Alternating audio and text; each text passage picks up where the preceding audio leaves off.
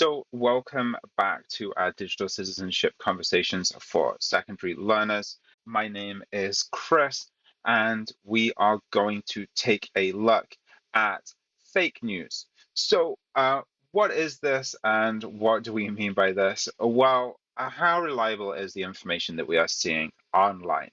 And in this, the fourth section, our third video, we are going to take a look at how we can talk about the reliability of information and how we can give our students some information on how to find out how reliable the information is that they are seeing. So they're finding the information in the same places that they're communicating. So Instagram, through people's Instagram feeds, through their reels, these short videos that they can watch, through TikTok, through swiping through those videos, finding influencers to follow, people to people who have interesting videos, and maybe it's just visually appealing information or well-made content that looks convincing. So there's a lot of people out there doing that. Snapchat, they're sending each other messages, but there's also the ability to follow people on there and to see a feed of different pieces of information. In addition to this, they're also finding information on places like Discord, where they're able to set up chat rooms. They're finding information on YouTube. They're finding information through a variety of different forms of social media, but also different forms of video sharing.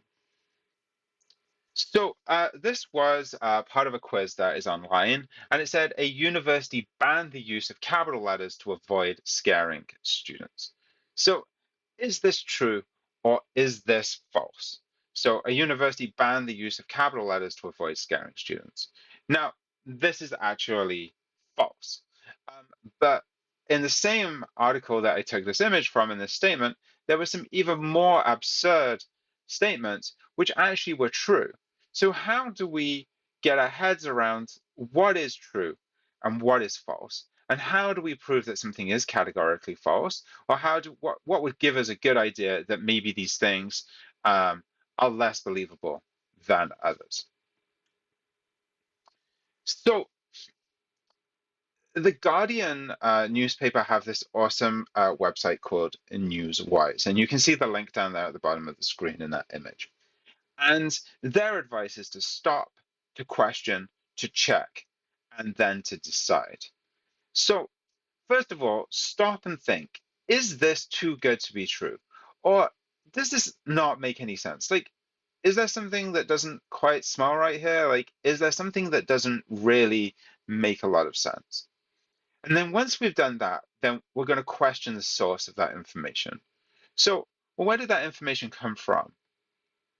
Now, maybe we want to look at um, the information that's being put forward. Like, is it a balanced perspective?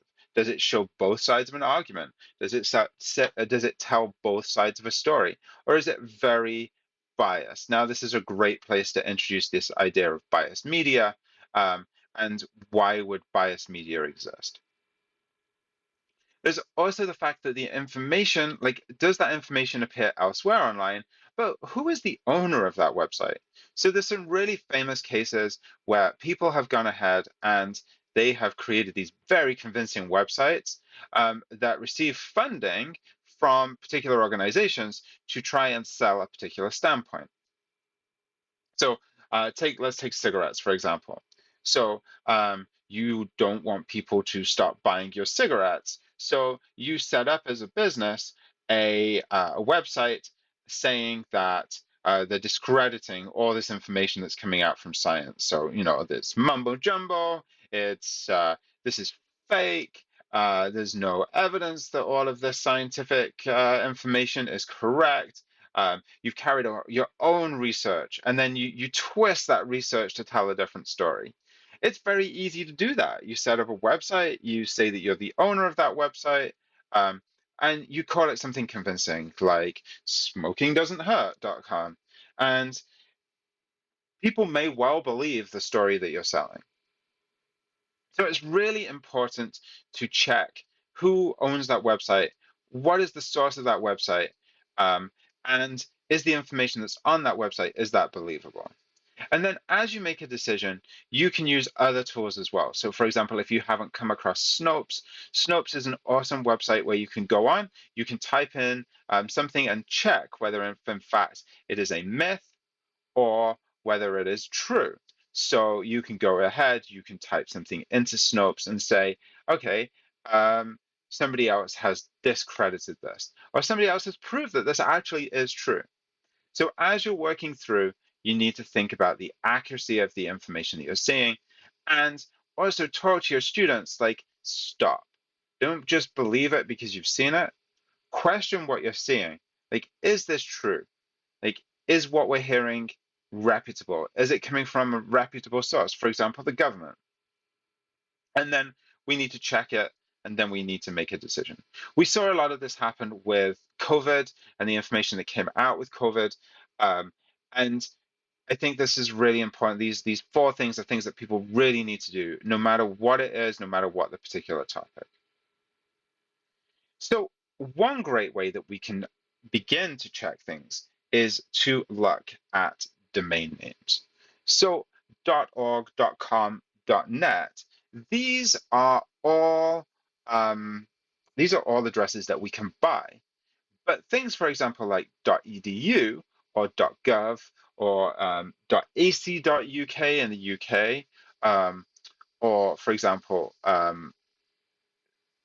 here in Canada, we have .gc.ca. Those are government websites.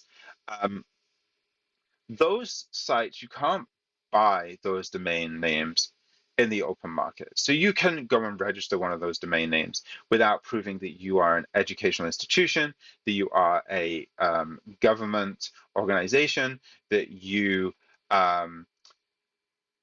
belong to a government entity, that you are working on behalf of some other organization. Maybe it's academia, maybe it's scientific research. So these websites, they are more likely to have factually correct information that has an academic standing than just by looking at a .com or a .net or a .biz, for example.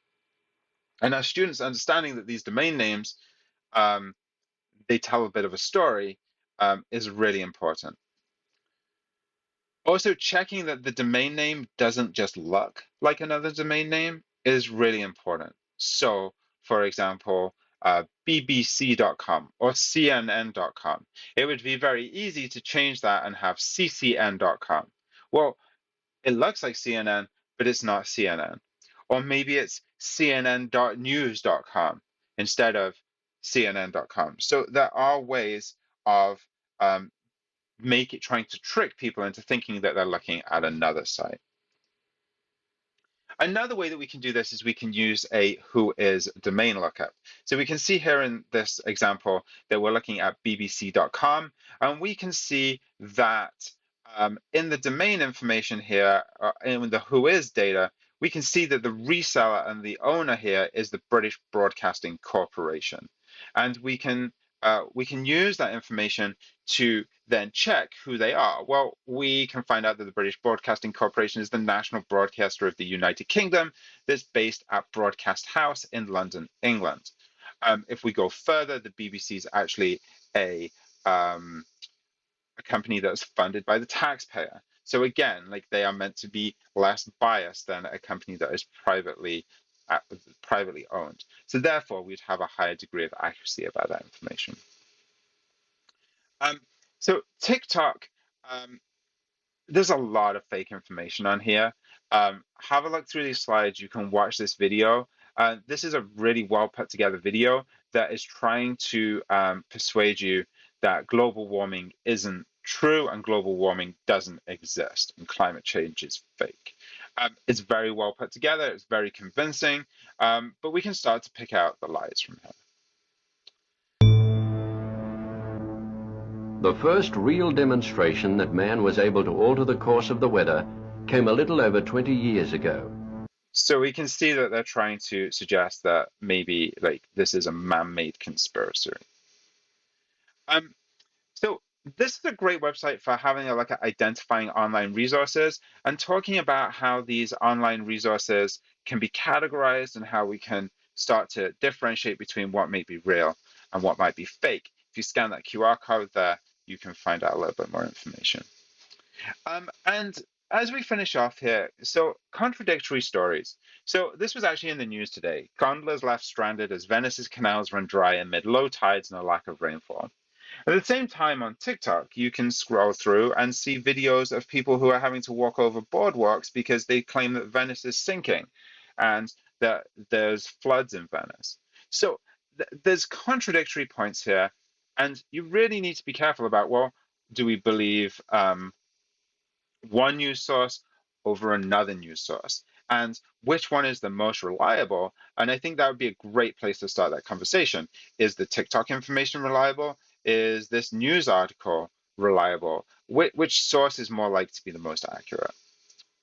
So something that I would leave you with here is my activity from this section would be to suggest that have half of your class create a social media campaign which sells something which is obviously not true, while the other half try and make something which is true.